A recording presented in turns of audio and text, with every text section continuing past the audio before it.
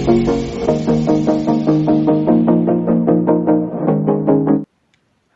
सभी को मेरा सादर नमन।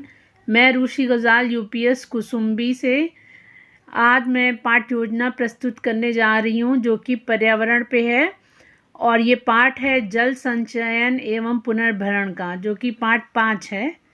प्रकरण इस प्रकार है। सामान्य उद्देश्य में छात्र पर्यावरण को समझेंगे, छात्र पर्यावरण की समस्याओं को समझेंगे और दूर करने का प्रयास करेंगे और छात्र जो हैं उनका मानसिक विकास होगा। विशिष्ट उद्देश्य में इस प्रकार हैं। छात्र पृथ्वी पर जल का प्रतिशत जानेंगे, छात्र संचयन एवं पुनर्भरण का मतलब समझेंगे, छात्र वर्षा जल संचयन की आवश्यकता को जानेंगे, छात्र संचयन एवं पुनर्भरण करने की विधियां जानेंगे, छात्र जल संचयन के लिए सरकार द्वारा किए गए प्रयासों को जानेंगे। अब हमारे जो हैं पाठ योजना में आवश्यक शिक्षण सामग्री इस प्रकार से है। सामान्य सामग्री में है श्यामपट्ट, चौक, डस्टर और विशेष सामग्री में है फ्लैश कार्ड और दीक्षा ऐप। पूर्व ज्ञान में छात्र जल के स्रोत और जल के प्रकार के बारे में जानते हैं। प्रस्तावना में शिक्षक जो है निम्न प्रश्न पूछती हैं। वे पहले पूछती हैं कि जल के कितने प्रकार हैं। राम उत्तर देता है कि ठोस, द्रव्य और गैस, जो है बर्फ, पानी और भाप कहा जाता। शिक्षिका जो है वो दूसरा प्रश्न करती हैं कि जल के क्या उपयोग हैं, जिस पे कि सीता ने उत्तर दिया कि पीने के कार्य आता है, कृषि के लिए कार्य आता है, फैक्ट्रियों आदि में कार्य आता है। फिर तीसरा प्रश्न शिक्षिका ने पूछा कि जल संचयन एवं पुनर्भरण से आप क्या समझते हैं। कोई उत्तर नहीं आता है, जिससे कि अब शिक्षिका जो हैं वो पाठ विषय की घोषणा करती हैं। वही बताती हैं कि छात्रों आज हम पाठ जल संचयन एवं पुनर्भरण पढ़ेंगे। प्रस्तुतिकरण इस प्रकार से है पाठ का। अब हम एक एक बिंदु को लेके चलते हैं। पहले शिक्षिका जो है वो पृथ्वी पर जल के बारे में बच्चों से बताने जा रही हैं। उन्होंने प्रश्न विधि का प्रयोग किया है। पूछा कि पृथ्वी पर कितना जल है, जिस पे कि सुमित ने उत्तर दिया कि पृथ्वी का 3/4 भाग जो है वो पानी से घिरा हुआ है। शिक्षिका प्रशंसा करती हैं और कहती हैं कि प्रतिशत में ये 97% भाग है। शिक्षिका फिर से प्रश्न करती हैं, क्या सारा भाग पानी का प्रयोग किया जा सकता है। उत्तर में साक्षी बताती है कि नहीं, क्योंकि समुद्र का पानी खारा होता है, इसलिए पीने योग्य नहीं होता है। फिर शिक्षिका एक और फ्लैश कार्ड दिखाती हैं और बच्चों से पूछती हैं कि जो है ये किस चीज़ का चित्र है। और यहाँ पर शिक्षिका का जो टॉपिक है वो भूजल की कमी के कारण चल रहा है। तो बच्चे इस फ्लैश कार्ड को देख के संध्या बताती है कि सूखा का ये फ्लैश कार्ड है और शिक्षिका ने फिर प्रश्न किया कि सूखा क्यों पड़ता है। तो राम ने बताया कि पानी की कमी से। शिक्षिका ने कहा कि पानी की कमी क्यों होती है, जिसका कि कोई उत्तर नहीं आता है।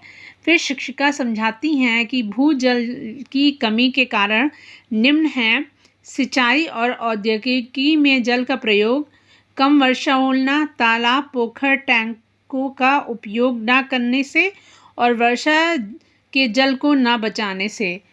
वे निम्न फ्लैश कार्ड दिखाती हैं: कुएं का और एक तालाब का और बांध का। फिर वे जो है जल संचयन एवं पुनर्भरण के बारे में बात करती हैं, जिसमें कि वो बच्चों को समझाती हैं कि धरती पर वर्षा का जल मीठे पानी का स्रोत है। वर्षा का जल रिस कर धरती के नीचे चला जाता है, इसे प्राकृतिक पुनर्भरण कहते हैं।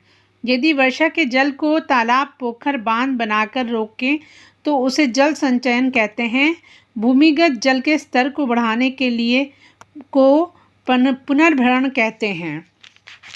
फिर वे बच्चों को दूसरे जो है टॉपिक्स डिस्कस करती हैं, जिस पे कि वो बच्चों को पहला बताती हैं संचयन एवं पुनर्भरण की विधियाँ। इसमें से पहला वो बच्चों को बताती हैं पुनर्भरण पिट द्वारा छत से प्राप्त वर्षा जल का संचयन।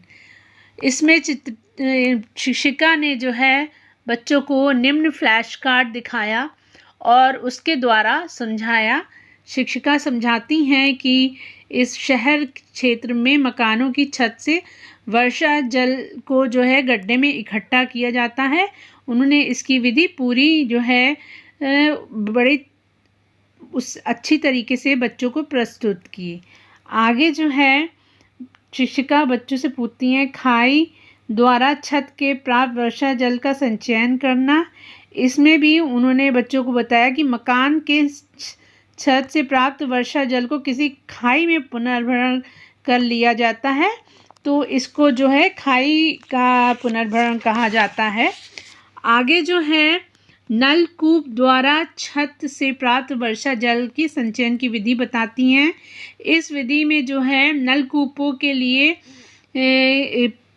पुनर्भरण किया जाता है और जो है इसमें भी वर्षा जल का उपयोग किया जाता है। इसमें उन्होंने एक फ्लैश कार्ड दिखाया है जिसमें हर प्रकार के पुनर्भरण का जो है चित्र है। आगे शिक्षिका बच्चों से फिर प्रश्न पूछती हैं कि हम पुनर्भरण की विधियां जो हैं वो डिस्कस कर रहे हैं और बताती हैं कि कंटूर बांध के द्वारा जो है हम जल का संचयन कर सकते हैं। इसमें वो समझाती हैं कि जहाँ कम वर्षा होती है उस स्थानों पे इस विधि का प्रयोग किया जाता है। फिर दूसरी विधि वो बताती हैं चेक डैम नाला बांध बनाने के द्वारा। इसमें उन्होंने एक फ्लैश कार्ड दिखाया है चेक डैम का और वो फिर बच्चों को समझाती हैं कि चेक डैम का निर्माण बहुत कम ढाल वाली छोटी जलधाराओं पर किया जाता है।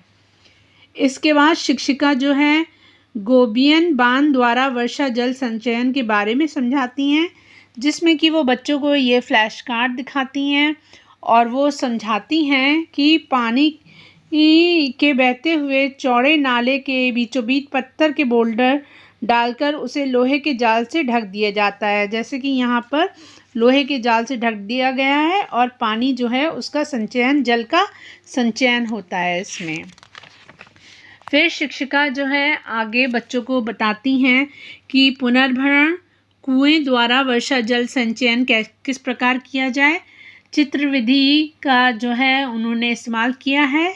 शिक्षिका समझाती हैं कि चालू व बंद पड़े कुओं की सफाई व कचरा जो है वो उसके निस्तारण करना चाहिए और उनको जो है संचयन के रूप में प्रयोग करना चाहिए। फिर वे बच्चों से प्रश्न करती हैं कि क्या तुम लोग सरकार द्वारा किए गए प्रयासों को जानते हो।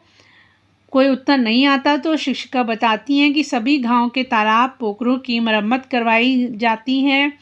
1 वर्ग किलोमीटर से 3 वर्ग किलोमीटर के क्षेत्र में एक चौड़े चेक डैम का निर्माण कराती है सरकार और शहरी क्षेत्र में प्रत्येक 200 वर्ग मीटर वाले भूखंडों में कम से कम वर्षा जल संचयन उपलब्ध कराती है।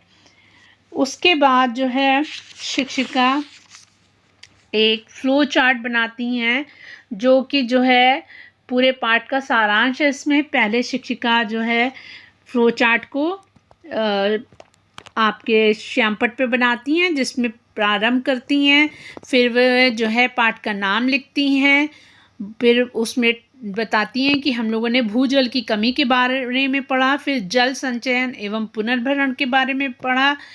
संचयन व पुनर्भरण की विधियां जो हैं जो पढ़ी गई हैं वो हैं पहली पुनर्भरण पिट द्वारा छत से प्राप्त वर्षा जल संचयन, दूसरा है खाई द्वारा छत से प्राप्त वर्षा जल संचयन, तीसरा है नलकूपों द्वारा छत से प्राप्त वर्षा जल संचयन, चौथा है कंटूर बांध के द्वारा वर्षा जल संचयन, पांचवा है गोबियन बांध द्वारा वर्षा जल संचयन और छठा है पुनर्भरण कुओं द्वारा जल संचयन।